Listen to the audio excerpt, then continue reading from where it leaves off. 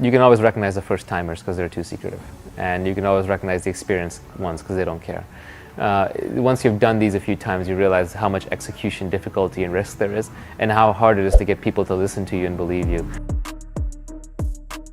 These are certain challenges that we put together. My 20 years experience is put into, most of these things here. So questions, again, challenges are basically finding the product market fit. How do you find that product market fit? The challenges are, again, intense competition. You have that intense competition.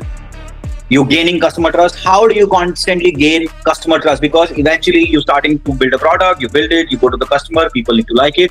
They need to pay for you to use it, for using a product. That is basically becomes your traction. And then once it has enough traction, some bigger person gets interested. They want to come and buy your product or your service, and then, scale up. That is when you take an exit. So gaining customer trust, again, plays a very, very important role. Hiring the right people, again, building the team, creating structure, and lack of mentorship. So one of the biggest challenges that I feel, especially with first-time founders, is lack of mentorship. To start a journey, how it starts, how does it go? All right, nobody wants to know? Somebody, I'm sure. That's the reason why we are here. Just do a thumbs up. Quick thumbs up. Yes, Christine says, okay, she wants to know. What about that? Justine says, yes, she wants to know. Fantastic. I'll move forward. All right. A little bit about me. Who am I? My name is Alek Johari, as you can see, right? I have been honored and, humbled to have been called the top 200 most influential voices in fintech Web3 on LinkedIn in India. This was a title given to me by a platform called Favicon. It is one of the world's biggest, I think, influencer marketing platform. It was a surprise, but I'm happy that I'm there. Do you know where most ideas are found? Write in the chat box. Do you know where most ideas are found? Quick, 5 seconds. Put in the chat. Where most ideas are found. You'll be surprised to know the answer, but I want you to think. I want you to push your head, your brain a little bit. Get your thinking hat on. As an entrepreneur, we keep wearing multiple hats. Do you know where ideas? From the things you complain about. Okay, that's a good point. Fantastic. That's logical, but that's not the answer. From a book called Die Empty. It is a book which tells you, or a reminder, to share your ideas. Build what matters to you. What if you will fail? It doesn't matter. Thousands of people fail.